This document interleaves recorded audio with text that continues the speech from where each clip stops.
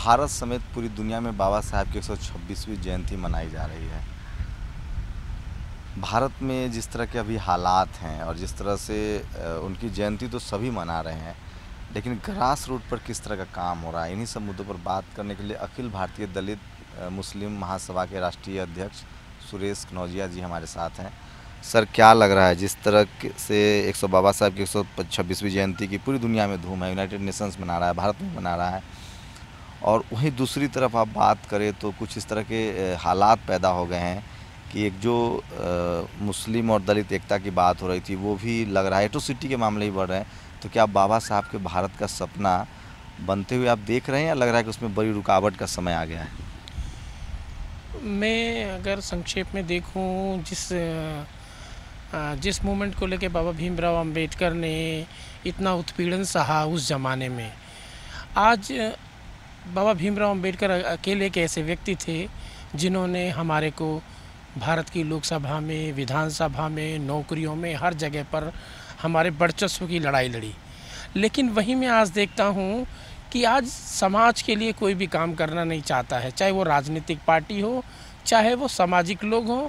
और या गैर राजनीतिक लोग हैं। वो लोग केवल अपने विकास के लिए, अपने फ़ायदे के लिए, अपनी पार्टी के फ़ायदे के लिए, लोकसभा में जाने के लिए, विधानसभा में जाने के लिए बाबा भीमराव अंबेडकर के नाम का इस्तेमाल करते हैं, चाहे वो भारत के प्रधानमंत्री हों या भारत के प्रधानमंत्री रहे। ऐसा इस देश की परिस्थितियाँ इसलिए ऐसी हैं क्योंकि हमने समाज के लिए काम करना ही छोड़ दिया है। बाबा भीमराव अंबेडकर ने कहा था कि हमें पढ़ना लिखना किस लिए है, ताकि हम समझदार हो सकें और अपने अधिकारों को जान सकें। लेकिन आज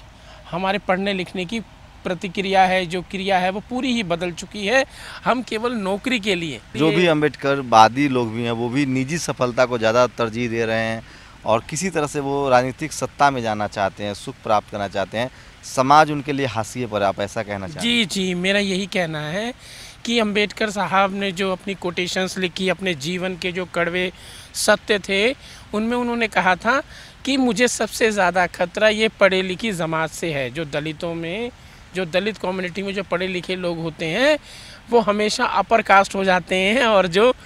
पढ़े लिखे नहीं होते हैं वो लोअर क्लास हो जाते हैं। लेकिन एक बात अब गौर कीजिए, जो भी आज़ादी के बाद बाबा साहब के काम जो भी हो उसको जो आगे बढ़ाने की बात हो, तो दलित समाज से जो मंत्री बने हैं, नेता बने हैं, क्या आप उनके योगदान को तो नकार नहीं सकते? कुछ काम तो हुआ है जो भी आज कम से कम जो दलित समाज है, जो मुस्लिम समाज है या जो भारत है, वो सबसे बेहतर दौर में तो, इससे बेहतर तो कभी नहीं था। नहीं, मैं एक बात कहूँ, जब भीमराव अंबेडकर साहब ने जब शुरू में आंदोलन शुरू किया था कि भाई हमारे लोग तो स्लेव की तरह रहते हैं, उन्होंने अकेले ही, हमारा कोई सांसद नहीं था, हमारे कोई लोग नहीं थे, उन्होंने गांधी जी के साथ भी लड़ झगड़ कर पार्लियामेंट में रिजर्वेशन कराया। जहाँ तक कि आप बात करते हैं कि पहले से स्थितियाँ इसलिए बेहतर हुई हैं कि हम लोगों ने पढ़ना सीखा है। लेकिन आज हमारा जो रिजर्वेशन जो ख़त्म हुआ है, रिजर्वेशन जो डिस्ट्रॉय हो रहा है पूरे देश में, और अभी मेडिकल कॉलेज उत्तर प्रदेश के अंदर भी रिजर्वेशन ख़त्म होने की खबरें आ रही हैं। ये हमारे जो 120 मेंबर पार्लियामेंट हैं इस देश में, और हमारे 120 मेंबर ऑफ पार्लियामेंट अगर बाबा साहब भीमराव अंबेडकर के सपनों के भारत को बनाना चाहते हैं तो ये रिजर्वेशन पॉलिसी, प्रमोशन में रिजर्वेशन और जुडिशली में जो रिजर्वेशन की बात है, ये 1 सेकंड के अंदर भारत के प्रधानमंत्री नरेंद्र मोदी को करना पड़ेगा। नहीं तो हमारे लोग, इसीलिए हमारे मेंबर पार्लियामेंट में होते हुए और बीजेपी में सबसे ज़्यादा हमारे सांसद हैं, दलित सांसद हैं, हमारे लोग वो आवाज़ नहीं उठाते जो आवाज़ होनी चाहिए। तो ऐसे में सवाल होता है कि रिजर्व सीट से जो सांसद चुन के जा रहे हैं, जब दलित हित मारा जा रहा है, जब आरक्षण पर कुठाराघात हो रहा है,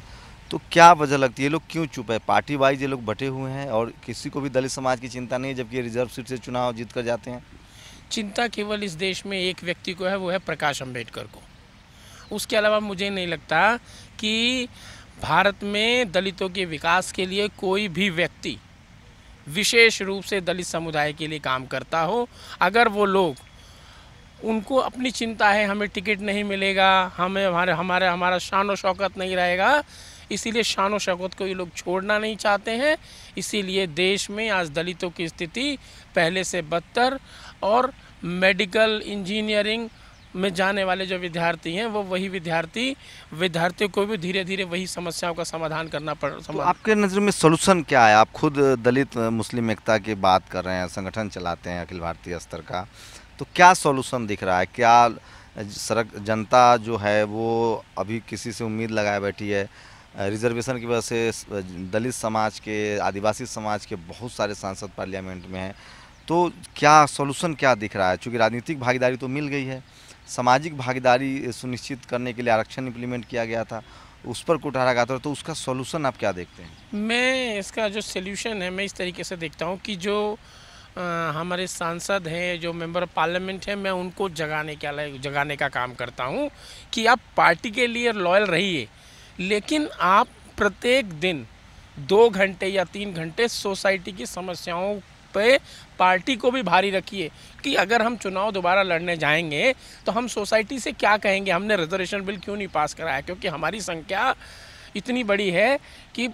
लोकसभा में और राज्यसभा में लोकसभा में और इतनी संख्या है कि हम कोई भी काम प्रधानमंत्री से दबाव में करवा सकते हैं। ये लोग नहीं करते हैं, इसीलिए जनता भी आज अपने सांसदों को और विधानसभाओं को छोड़कर वो किसी और व्यक्ति पर विश्वास कर रही है, इसलिए ऐसा रिजल्ट हमारे को विधानसभा में देखने को मिला, उत्तर प्रदेश की विधानसभा में। तो जिस तरह से आजकल गौ हत्या को लेकर, बूचड़खाने को लेकर, चिकन मटन पर प्रतिरोध लग रहा है, यूपी में जब से बीजेपी की सरकार आई है मुसलमानों पर हमले बढ़े हैं, अभी गौ रक्षा के नाम पर हत्या कर दी गई एक शख्स की जो राजस्थान से आ रहे थे, तो क्या लग रहा है हालात बद से बदतर होते जा रहे हैं? देखिए, कुछ तो कहते हैं ना कि जब कुछ समय बदलता है तो कुछ ना कुछ होता है, लेकिन मेरा ये कहना है कि योगी आदित्यनाथ जी ने जो भी बूचड़खाने बंद किए वो सरकारी हैं, किसी प्राइवेट बूचड़खाने को बंद नहीं किया। और आज जो लोग रोटी नहीं खा पा रहे हैं, मुस्लिम समुदाय इतना अपना व्यापार नहीं कर पा रहा है, उनकी आजीविका के लिए योगी आदित्यनाथ को कुछ अनाउंसमेंट करना चाहिए कि भाई अभी हम एक ऐसा बना रहे हैं कि जहां आप लोग ये काम कर सकते हैं और अपना जीवन चला सकते हैं। इनके पास ऐसा कोई मैकेनिज़्म नहीं है कि हमारे पास 60 साल की उम्र की गायें रहेंगी तो यहाँ रहेंगी और बूढ़ी हो जाएंगी तो उनका क्या यूज़ होगा। Supreme court, high court, Narendra Modi, पूरा जो ये इनका जो पूरा सिस्टम है, इनके पास अभी तक कोई ऐसा मास्टर प्लान नहीं कि गाय का हमें करना क्या है। गाय जब दूध देती है तो ये दूध बेच लेते हैं, लेकिन जब वो बूढ़ी होती है तो यही लोग उसको दूसरे रास्ते पे ले जाते हैं और बदनामी का कारण दलित और मुसलमान जैसे लोगों को चिन्हित कर उनके साथ ऐसा व्यवहार किया जाता है। एक और सवाल जो मेरे मन में सर उमड़ रहा है कि अंबेडकर को लेकर तमाम दल जो है, पहले उनकी बात नहीं होती थी, अब चाहे वो कांग्रेस हो, चाहे लेफ्ट हो, चाहे बीजेपी हो, तमाम लोग बातें कर रहे हैं। तो क्या अंबेडकर को सिर्फ वोट तक सीमित कर दिया गया है? उनके विचारों को है जो लोग आगे बढ़ा रहे हैं, चाहे वो राजनीतिक स्तर पर बात हो, चाहे सामाजिक स्तर पर? मेजॉरिटी को हर कोई पसंद करता है, मैं ऐसा सोचता हूँ, और मेजॉरिटी को माइनॉरिटी में ले जाने का काम दूसरे दलों के नेता या दूसरी राजनीतिक पार्टी बहुत अच्छे ढंग से समझते हैं कि जिस तरीके से हम किसी कंपनी का स्टिकर अगर लगा लें अपनी शर्ट पे तो वो शर्ट उस कंपनी की नहीं हो जाती, उसी तरीके से सभी लोग बाबा भीमराव अंबेडकर का नाम का स्टिकर अपने साथ लगाना चाहते हैं ताकि पूरे देश में ऐसा वातावरण बने कि जो अभी भी मौजूदा सरकार है वो दलित और मुसलमानों की विरोधी नहीं है। तो ये थे सुरेश कनौजिया साहब, काफ़ी बेबाकी से इन्होंने अपनी बात रखी और ऐसा लगता भी है कि आखिर इतने सांसद हैं, हर राज्य में आरक्षण है, विधायक है, एमएलए एमपी है, उसके बाद भी आरक्षण को ख़त्म कर दिया जा रहा है जो कि संवैधानिक हक है। तो आखिर ये दलित सांसद जो हैं, जो मंत्री हैं, वो क्या कर रहे होते हैं? इनकी श्रद्धा पार्टी में ज़्यादा दिखती है जनता के प्रति कम? ऐसे सवाल लगातार उठ रहे हैं। और सुरेश कनौजिया साहब खुद अखिल भारतीय दलित मुस्लिम एकता संगठन चलाते हैं, उसके अध्यक्ष हैं। तो बहुत वाजिब सवाल उठाया इन्होंने कि आखिर जो पार्लियामेंट में जाते हैं, जो विधानसभा में जाते हैं, उनके रहने के बावजूद भी जिस तरह से एट्रोसिटी के मामले बढ़े हैं, जिस तरह से मुसलमानों के साथ अत्याचार बढ़े हैं, आखिर संसद में इसके खिलाफ पुरजोर तरीके से आवाज़ क्यों नहीं उठती है? और अगर ऐसी आवाज़ें नहीं उठती है उन जनप्रतिनिधियों के द्वारा जो इनके द्वारा ही चुने गए हैं, तो हो सकता है कि आने वाले समय में जनता जो है वो उन पर विश्वास न करे और उनको मुश्किलों का सामना करना पड़े। और अंबेडकर को लेकर जिस तरह से घोर मची है, ये तो आने वाले समय में ही पता चलेगा कि कौन सी पार्टी अंबेडकर के विचारों पर आगे बढ़ती है। लेकिन फ़िलहाल उन्हें राजनीतिक रूप से हथियाने का जो दौर है, वो उस रेस में सब पार्टी शामिल है। कैमरामैन गौतम के साथ शंभू कुमार सिंह, नेशनल दस्तक, दिल्ली।